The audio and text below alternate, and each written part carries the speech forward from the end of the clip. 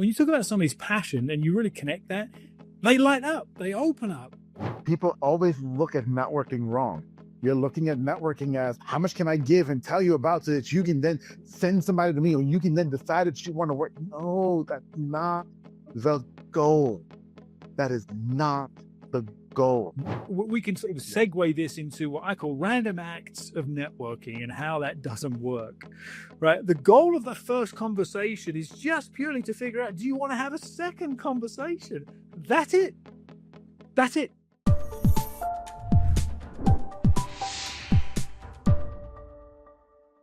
So in order for us to have successful businesses, at some point in time, we've got to do this thing called networking. And Dean, you know, like I do, for most of us, networking is like, right? There's so much anxiety. There's so much, and there's also so much crap that comes out of it often where we feel like, well, that was a complete waste of my time.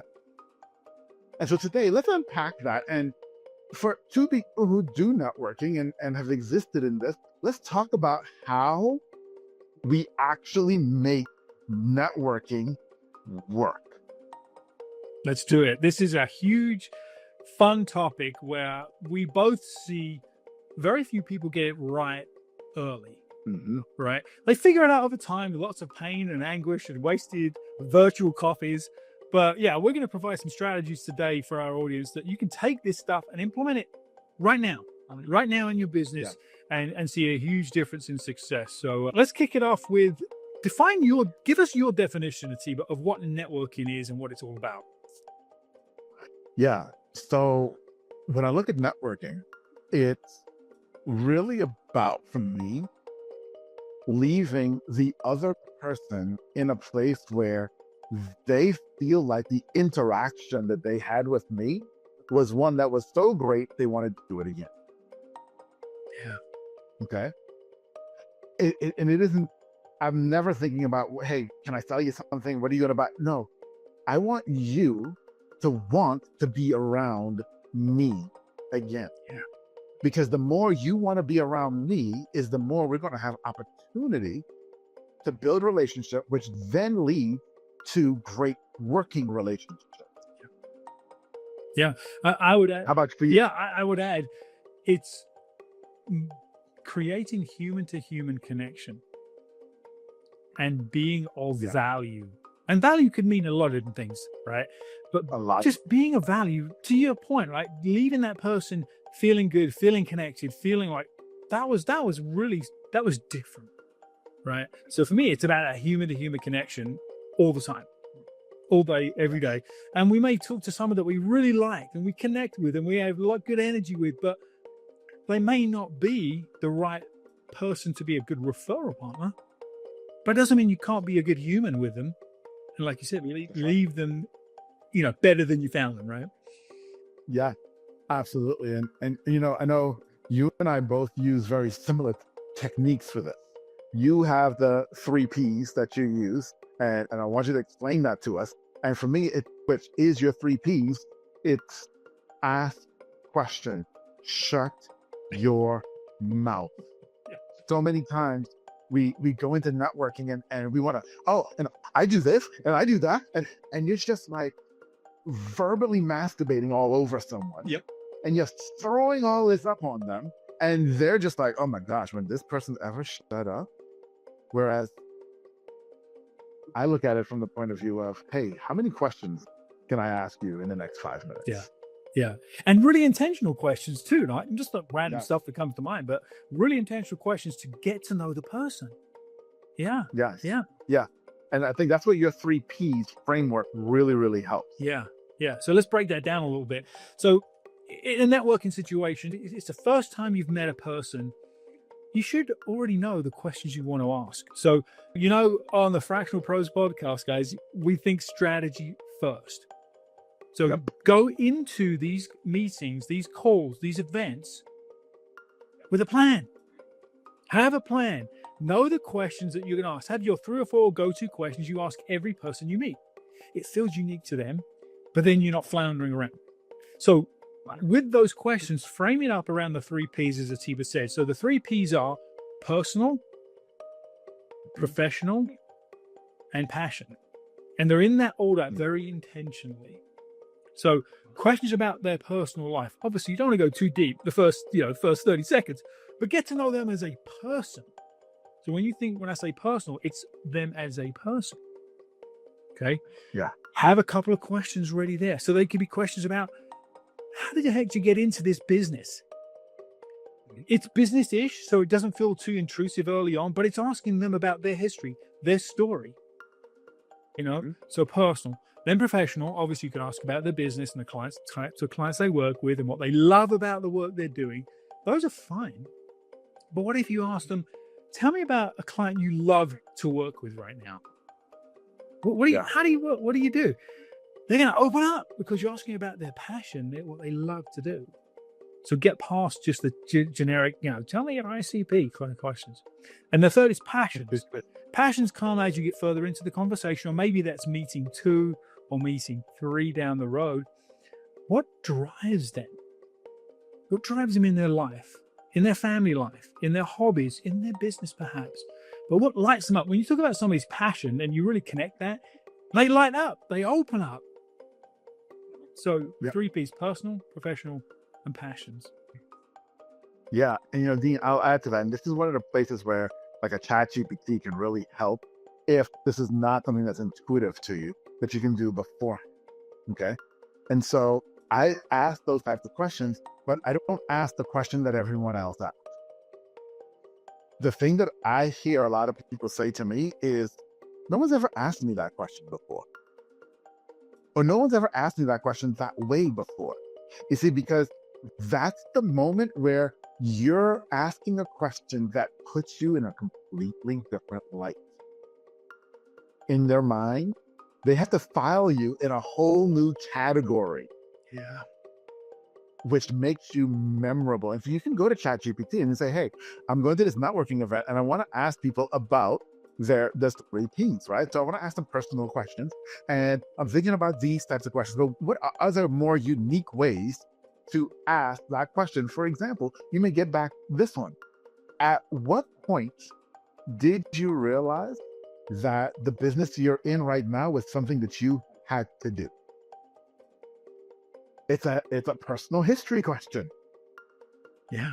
But it's not, how'd you get started in business? It is the same question. Yeah, it is. It's probably the same answer, but asked differently and makes them think about the question and you in a totally different. Yeah, that's awesome. And when you ask that question and they pause and they kind of look up and to the left, you got them thinking, right? You got them thinking. That's your signal that, that was the question. You got it, man. Okay. Yeah, I love it. Yeah. Yeah. Yeah. You see, but that is, people always look at networking wrong. You're looking at networking as how much can I give and tell you about so that you can then send somebody to me or you can then decide that you want to work. No, that's not the goal. That is not the goal. I know we've talked about this on this channel before. 7-11-4. Before people want to actually work with you and be in your sphere as a client or even a referral partner, right? They have to experience you in 7 environments, 11 hours, 7 interactions. I'm saying it all wrong, y'all. It's 7-11-4, okay? 7 times, 11 hours, 4 different environments. There, I got it right. All right. All right. And so this is only one. Yeah. And you're trying to marry them right now. It's not time. It's not. It's not time. No, it's not. It's about the relationship. And really, if you think about it from a strategic standpoint, right, we can sort of segue this into what I call random acts of networking and how that doesn't work, right? The goal of the first conversation is just purely to figure out, do you want to have a second conversation? That's it. That's it. That's it. Do you like them? Is there some kind of synergy there? Good energy? And is there a possibility of helping each other out at some level in the business or in your life? Yeah. If the answer is yes to all those, you move on to the next conversation. You book a follow-up. You book a follow-up. You have a process. So I met a gentleman recently, fairly new to Fractional. He went through a different program and they told him network. They gave him some general guidelines. He said he had 900 networking meetings in 6 months. Huh? How many referrals or how much business do you think he got out of that? He landed one client. I'm being generous. None. Unfortunately, he didn't get anything from it except a headache, right? A headache. Because it was 900 somewhat random acts of networking. There was no strategy around it. There was no, that I could define, clear process. So let's jump into another one of the big mistakes that people make with networking is to avoiding this random acts of networking. We've talked a lot on this channel about ICP, ideal client profile, getting clear on who you want to work with and the value you bring and all of that stuff. And if you have questions, go find one of those videos and dive in. But what no one talks about is having an ideal referral profile. Mm-hmm. Getting clear on the people that you have the highest likelihood of having synergy with, where you can support each other. So that 900 networking meetings could have probably been about 45 or 50. And the results would have been exponentially different. Exponentially different. Yeah. So let's break that down for a moment. And in fact, let's break that down with a story. And this story happened just last weekend. I was having lunch with my daughter and her husband and my granddaughter, and we're talking about my daughter's business and where she is, because she just had a baby. And so she's, just ramping back up the business now. She's a personal trainer. And so obviously she couldn't train people while she was pregnant and stuff. So, great.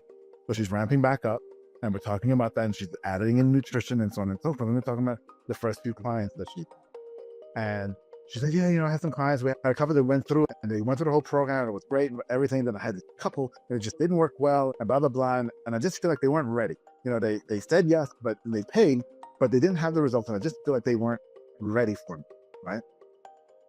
And so I asked her, and I'm telling y'all this story because I know we've all had this situation where we had a client and we realized they weren't ready for us.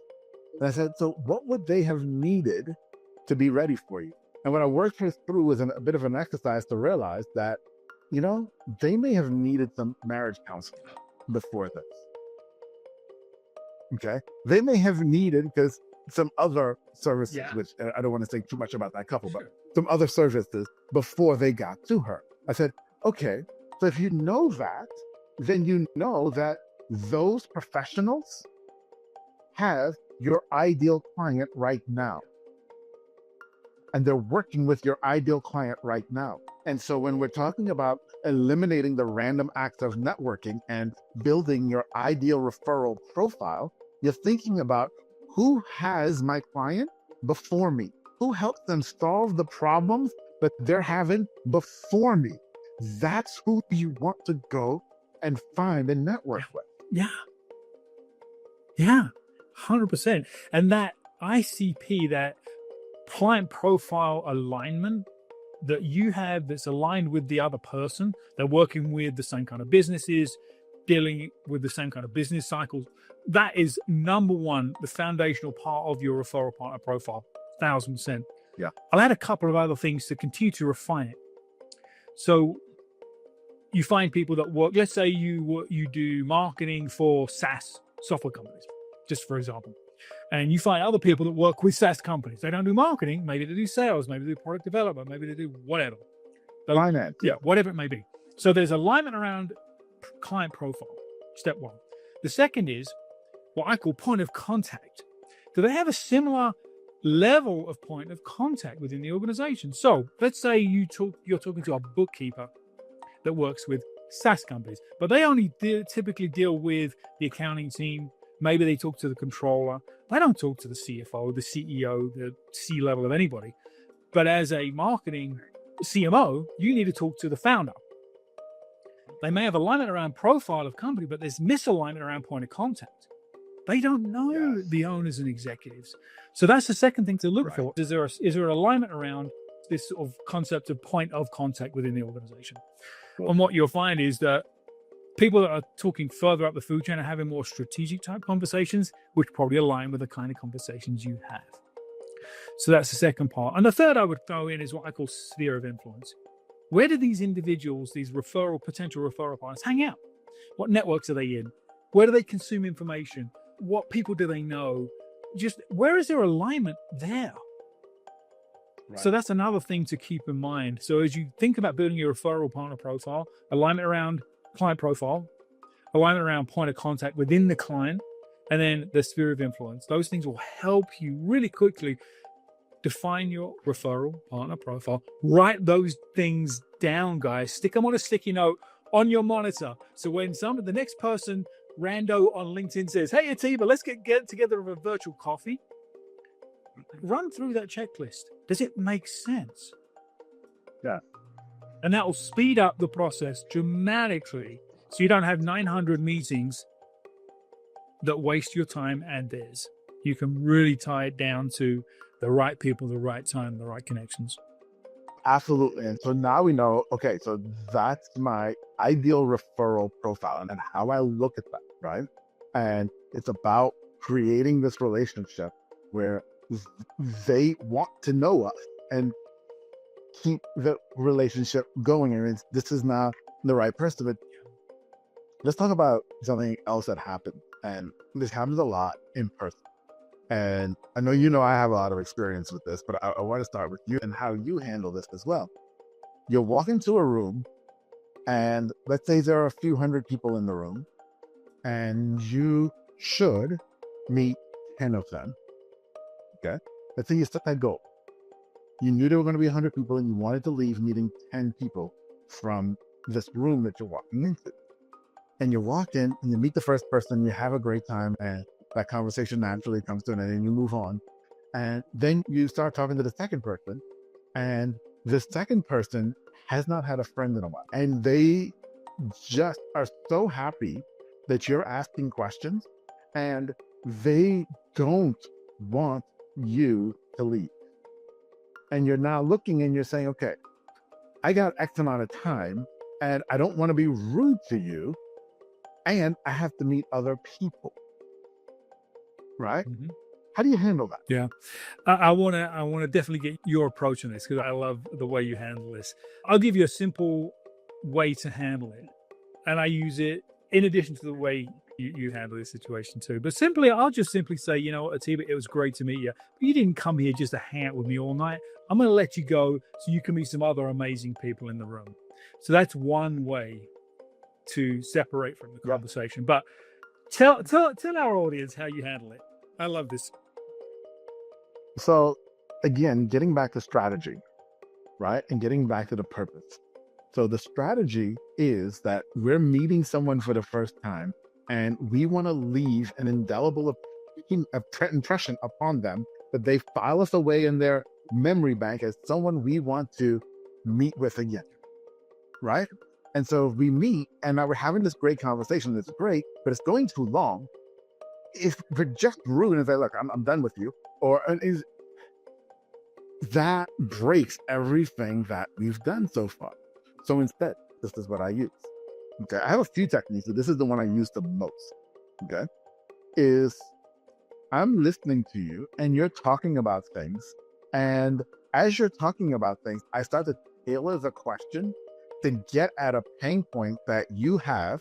And then I start to consider who else in this room that I've already met or already know can help you solve your pain point. And so now you tell me, oh my gosh, yeah, we're having such a problem in our bookkeeping department. And like, oh, have you met Pam? She's like a genius with finances and has an entire team of bookkeeping. She's over there. Have you met Pam? Oh no, you haven't met Pam? Come on, let me take you over and introduce you to Pam. Pam, this is my new friend. And we were just talking about their need for bookkeeping. And I was telling that you're like the greatest at this. And so I figured y'all should have a conversation. Now, I've put the two of them in a place where they can look at each other. Okay? And now that introduction has happened and they start talking and they're talking to each other. And I'm standing over here as the third wheel. Well, you don't need three wheels. And so that's how I can easily back away. Slip away. I love it. Well, and that approach does so many things. First of all, it gives you a genuine way to step out of the conversation so you can meet some other people. You're adding a ton of value to your new connection, and you're adding a ton of value to your relationship with Pan by connecting those two people with a common situation. So it's a multi-value way of handling that situation, and it works so very well. Yes. I'll give you one last one before we go, because I just felt that you're watching this video and you're saying, but if I walk into the room and I don't know enough people, how do I do that? And then I get stuck with the first person. Let me tell you the other one that I use. Okay. This happens invariably in rooms. There are people who are awkward and they want to be in conversations, but they don't know how to be in conversations, and they're awkward. And you'll see them, they'll be lurking, and they're looking at other people who are talking and they're lurking. Okay, great. So now you're in a conversation with someone that you need to get out of this conversation. Okay. I don't have a person to introduce you to in this room. I haven't found anything yet. So the next thing I'm going to do is we're talking, and I'm just going to just kind of look around a little bit and find that lurker, because they're not far away. They're always there. And now I'm going to make eye contact, deliberate eye contact with that lurker, and kind of give them the head nod to come over. Give them the confidence to come over. Now they come over. Yeah. I'm inviting them in.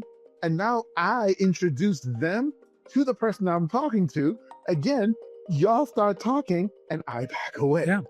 Yeah, exactly. There's always that lurker, right? The person that's hanging on the wall is afraid, they don't want to break in. Go. Those are the easiest people to talk to at networking events, because they have nobody else to talk to. So be their friend. Yeah. One more quick pro tip here, especially for in-person events. First, when it's a new event for you, what I like to do is I like to have a conversation with the organizer before the event. Get to know them. Usually they're very open because you're going to be there. And go, let's see, you're setting this event. I'm excited to be there. I don't know who. Let's get to know each other a little bit on this call, blah, blah, blah. But who would you suggest I get to know at the event? Who should I be looking for at the event? They will know who's going to be there because they're organizing it. And then when you get to the event, you go right to the organizer, go right to that person, introduce yourself face to face, and they would immediately hold your hand and book you over to 2 or 3 people that they know are the power people in the room. Then you're right at the heart of the conversation. Yeah. And even if they don't, if they do give you a few people in the room that you should meet, guess what? When you finally run into those people, you say, you know what? So-and-so did say we needed to meet. Exactly. Yeah. And so you're just building credibility. Yeah. Transfer of trust right there. The organizer just said we should meet. So it's really easy to overcome that fear of walking into a room of strangers. You don't have to. It doesn't have to be that way. All the strategies of avoiding random acts of networking, my friend. Yeah, absolutely. So I hope for all of you listening that this gives you a playbook a bit and some more confidence in the direction, because I run communities and I talk to business owners all the time, just like you do, Dee. And nobody as bad as the 906 months, but everybody complains about network. Yeah. Everybody complains about, how do I find quality prospects? And they're all, you got that guy who walks in a room and hands out his business card to everyone and says, I network. No, you didn't. Because your business cards, all the ones that you handed out, they're still in the room. No one took them. Yep. Right? Yep. But if you're strategic and you realize that networking is about them and their understanding and willingness to continue a conversation with you and follow up with you, and you took the time, as Dean said, to figure out who it is you need to be networking with and curate that down your results are going to skyrocket. They will. The results are going to skyrocket. And one of the things that Dean has done, which I think is absolutely, absolutely wonderful, is created a community where us as fractionals can actually get together and network. It's called the Collective, and it is the place that you need to be, where there are other people just like you who understand and care about the relationship and care about building something solid. And so, Dean, how do they find out more about the community? Yeah, go to fractionallaunchpad.com and you can read all about it there. Or even better, just say hi on LinkedIn. Send me a message, we'll chat, and I'd love to share some more information, see what we can do to build a relationship together as well. So, hey, as always, I'm Atiba, he's Dean. We're the Fractional Pros. We'll see you next time. See you next time. Bye-bye.